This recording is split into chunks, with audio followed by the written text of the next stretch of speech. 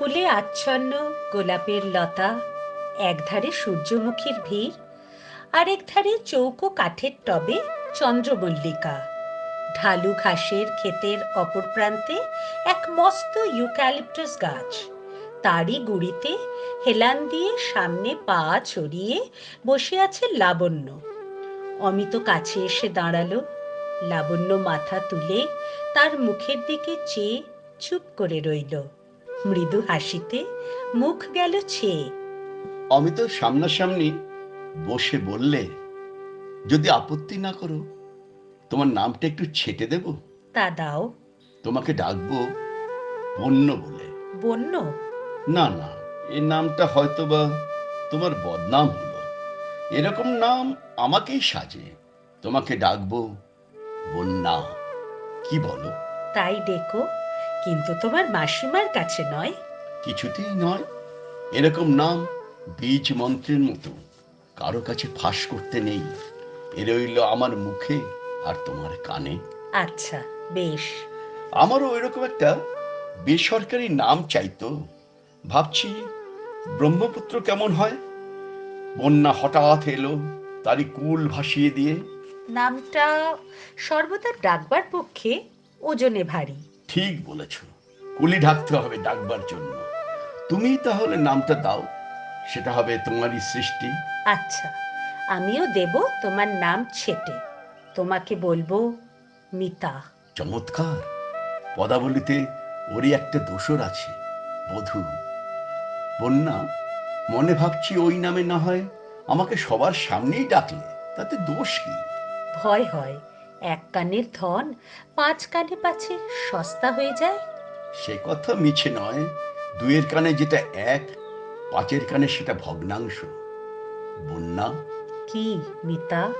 তোমার নামে যদি কবিতা লিখি তো কোন মিলটা লাগাবো জানো? অনন্যা। তাতে কি বোঝাবে? বোঝাবে তুমি যা, তুমি তাই, তুমি আর কিছুই নও। সেটা বিশেষ আশ্চর্যের কথা নয়। বলো কি?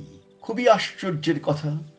দৈবাৎ এক একজন মানুষকে দেখতে পাওয়া যায়, যাকে দেখে চমকে বলে উঠি, এ মানুষটি একেবারে নিজের মতো, পাঁচজনের মতো নয়। হেমর বন্যা, তুমি অনন্যা, আপন স্বরূপে আপনি ধন্যা। তুমি কবিতা লিখবে নাকি? নিশ্চয়ই লিখব। কার সাধ্য রোধে তার গতি? এমন মরিয়া হয়ে উঠলে কেন? কারণ বলি, কাল রাত্রির 2:30 পর্যন্ত কেবলই অক্সফোর্ড বুক অব ভার্সেসের এ পাতা ও পাতা উল্টেছি। ভালোবাসার কবিতা খুঁজেই পেলুম না। আগে সেগুলো পায়ে পায়ে ঠেকতো। স্পষ্টই বুঝতে পারছি আমি লিখব বলেই সমস্ত পৃথিবী আজ অপেক্ষা করে আছে। এই বলেই লাবণ্যর বাঁ হাত অমিত নিজের দুই হাতে চেপে ধরে বললে, হাত জোড়া পড়ল, কলম ধরবো কি দিয়ে? সবচেয়ে ভালো মিল হাতে হাতে মিল। এই যে তোমার আঙুলগুলি আমার আঙুলে আঙুলে কথা কইছে। কোনো কবি এমন সহজ করে কিছু লিখতে পারলে না। কিছুই তোমার সহজে পছন্দ হয় না, সেই জন্যে তোমাকে এত ভয় করি মিতা। কিন্তু আমার কথাটা বুঝে দেখো। রামচন্দ্র সীতার সত্য যাচাই করতে চেয়েছিলেন বাইরের আগুনে, তাতেই সীতাকে হারালেন। কবিতার সত্য যাচাই হয় অগ্নি পরীক্ষায়, সে আগুন অন্তরের। আমার মনে আজ সেই আগুন জ্বলেছে। সেই আগুনের ভিতর দিয়ে সব হু হু শব্দে ছাই হয়ে যাচ্ছে। তাই আজ আমাকে বলতে হলো, for God sake hold your tongue and let me লাভ। অনেকক্ষণ দুজনে চুপ করে বসে রইল। ভেবে দেখো বন্যা, আজ এই সকালে, ঠিক এই মুহূর্তে, সমস্ত পৃথিবীতে একমাত্র তুমি সেই সৌভাগ্যবান এই লোককে দেখতে পেলে শিলং পাহাড়ের কোণে এই ইউক্যালিপটাস গাছের তলায়। আচ্ছা বন্যা, আমি তো বকেই চলেছি, তুমি চুপ করে বসে কি ভাবছো বলো তো? লাবণ্য চোখ নিচু করে বসে রইল, জবাব করলে না। তোমার এই চুপ করে থাকা যেন মাইনে না দিয়ে আমার সব কথাকে বরখাস্ত করে দেওয়ার মতো। তোমার কথা শুনে আমার ভয় হয় মিতা। ভয় কিসে? তুমি আমার কাছে কি যে চাও আর আমি তোমাকে কতটুকুই বা দিতে পারি ভেবে পাইনি। কিছু না ভেবেই তুমি দিতে পারো, এতেই তোমার দানের দাম। তুমি যখন বললে কর্তামা সম্মতি দিয়েছেন, আমার মনটা কেমন করে উঠল। মনে হলো এইবার আমার ধরা পড়বার দিন আসছে। ধরাই তো পড়তে হবে। মিতা, তোমার রুচি, তোমার বুদ্ধি আমার অনেক উপরে। তোমার সঙ্গে একত্রে পথ চলতে গিয়ে একদিন তোমার থেকে বহু দূরে পিছিয়ে পড়ব, তখন আর তুমি আমাকে ফিরে ডাকবে না। সেদিন আমি তোমাকে একটুও দোষ দেব না। মিনতি করে বলছি, আমাকে বিয়ে করতে চেও না। বিয়ে করে তখন গ্রন্থি খুলতে গেলে তাতে আরো জট পড়ে যাবে। তোমার কাছ থেকে আমি যা পেয়েছি সে আমার পক্ষে যথেষ্ট, জীবনের শেষ পর্যন্ত চলবে। তুমি কিন্তু নিজেকে ভুলিও না। বন্যা, তুমি আজকের দিনের ঔদার্যের মধ্যে কালকের দিনের কার্পণ্যের আশঙ্কা কেন তুলছো? মিতা, তুমি আমাকে সত্য বলবার জোর দিয়েছ। আজ তোমাকে যা বলছি তুমি নিজেও তা ভিতরে ভিতরে জানো, মানতে চাও না। পাছে যে রস এখন ভোগ করছো তাতে একটুও খটকা বাঁধে। তুমি তো সংসার ফাঁদবার মানুষ নও। তুমি রুচির তৃষ্ণা মেটাবার জন্য ফেরো, সাহিত্যে সাহিত্যে তাই তোমার বিহার। আমার কাছেও সেই জন্যই তুমি এসেছো। বলবো ঠিক কথাটা? বিয়েটাকে তুমি মনে মনে জানো, যাকে তুমি সর্বদাই বলো ভালগার। বন্যা, তুমি আশ্চর্য নরম সুরে আশ্চর্য কঠিন কথা বলতে পারো। মিতা, ভালোবাসার জোরে চিরদিন যেন কঠিন থাকতেই পারি।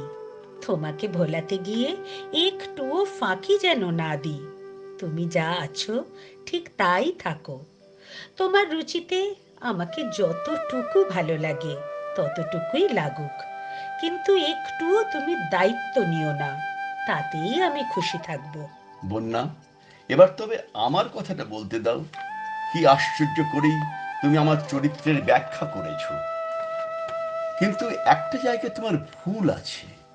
ঘর পোষা অবস্থায় তার একরকম শিকলি বাঁধা স্থাবর পরিচয়, তারপরে একদিন ভাগ্যের হঠাৎ এক ঘায়ে তার শিকলি কাটে, সে ছুট দেয় অরণ্যে, তখন তার আরেক মূর্তি। আজ তুমি তার কোনটা? যেটা আমার বরাবরের সঙ্গে মেলে না সেইটে।